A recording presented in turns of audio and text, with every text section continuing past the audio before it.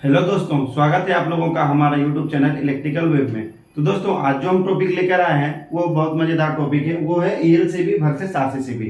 ELCB क्या होता है और आरसीसीबी क्या होता है, उन दोनों बीच में क्या क्या डिफरेंस होते हैं, हमें कौन सा किस जगह पे यूज करना चाहिए। तो आज हम इस वीडियो में इसी टॉपिक पे डिस्कस करेंगे। तो दोस्तों ईएलसीबी का मतलब होता है अर्थ लीकेज सर्किट ब्रेकर।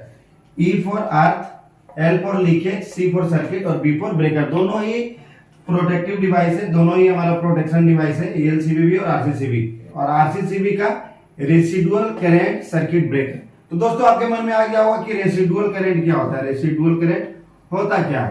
तो दोस्तों रेसिडुअल करंट वो होता है अगर आपका वोल्टेज जीरो हो जाए किसी भी सर्किट में, फिर भी करंट अगर चलता रहे तो उस करंट को हम जो क्या बोलते हैं, रेसिडुअल करंट बोलते हैं। आरसीसीबी जो हो गया वो रेसिडुअल करंट सर्किट ब्रेकर हो गया और अर्थ लीकेज सर्किट ब्रेकर ईएलसीबी हो गया। अब दोस्तों इन दोनों में मेन डिफरेंस क्या क्या वो मैं बता देता हूं। ये क्या होता है, वोल्टेज ऑपरेटेड डिवाइस होते हैं। इसका ऑपरेशन जो होता है वो वोल्टेज के ऊपर डिपेंड करता है। और आरसीसीबी जो होता है वो करंट ऑपरेटेड डिवाइस होता है। इसका जो कनेक्शन होता है इसके लिए हमारे फेज, न्यूट्रल और अर्थ तीनों पॉइंट की आवश्यकता पड़ती है। यानी फेज भी चाहिए, न्यूट्रल भी चाहिए और अर्थ भी चाहिए। इसमें मुझे फेज और न्यूट्रल बस दो पॉइंट ही जरूरत पड़ती है। क्योंकि दोस्तों ये जो वोल्टेज ऑपरेटेड डिवाइस होता है ये काम कैसे करता है, इसमें जो वोल्टेज होता है अगर वो उसको, इसमें क्या होता है कि अर्थ वाला जो पॉइंट है वह सीरीज में होता है। अर्थ वाला पॉइंट जो होता है वो सीरीज में होता है ट्रिप कोइल का। अगर ये मेरा ट्रिपिंग कोइल है तो ये इसके सीरीज में होता है।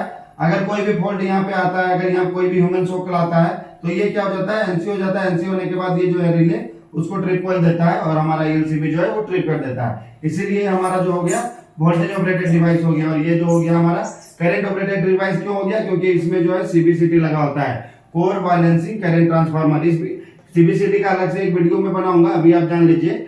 सीबीसीटी लगा होता है। सीबीसीटी तो ये काम ट्रिप कैसे करता है, इसमें क्या होता है कि अगर आपका सर्किट जो है, जो इसका वेक्टर है, अगर वेक्टर सम तीनों करंट का, अगर जो भी जा रहा है वोल्टेज तीनों करंट का, अगर वेक्टर सम अगर सेम नहीं होगा तो ये क्या हो जाएगा, ट्रिप कर जाएगा। ठीक है, जितना हमारा फेज में वोल्टेज जा रहा है उतना ही रिटर्न पाथ में, सिंगल फेज के लिए रिटर्न पाथ में उतना ही हमको करंट मिलना चाहिए। फेज में जितना करंट जा रहा है उतना हमको रिटर्न इधर से करंट मिलना चाहिए। अगर उसमें सपोज कीजिए ह्यूमन में कहीं शॉक लग गया तो शॉक लग गया तो क्या होगा, करंट ग्राउंड होगा। करंट अगर ग्राउंड हो रहा तो जितना मेरा जा रहा उतना रिटर्न नहीं आएगा। तो रिटर्न नहीं आएगा तो ये आरसीसीबी सेंस कर लेगा। सेंस करने के बाद जो है आरसीसीबी ट्रिप हो जाएगा। अब दोस्तों ईएलसीबी ज्यादा कॉस्टली होता है और आरसीसीबी इसकी तुलना में कम कॉस्टली होता है।